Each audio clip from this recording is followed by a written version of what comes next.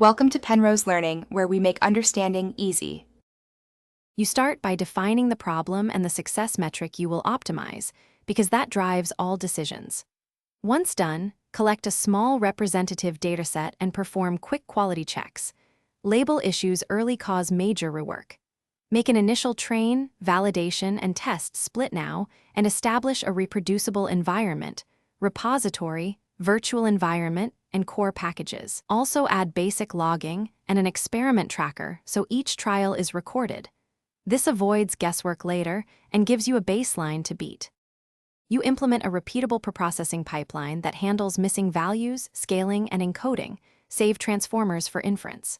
Start with a simple baseline model to measure improvement, then iterate. Add features, try regularization, and swap architectures while monitoring validation metrics.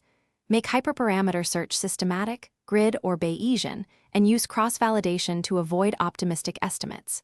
Meanwhile, add checkpoints, logging of training curves, and lightweight profiling so you know memory and latency impacts.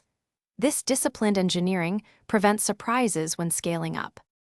You finalize by evaluating the selected model on the untouched test set and documenting performance, edge cases, and uncertainty.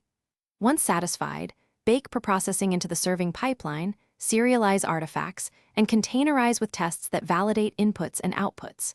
Deploy gradually using Canary or a /B to limit risk, and wire up monitoring for metrics, latency, and data distribution.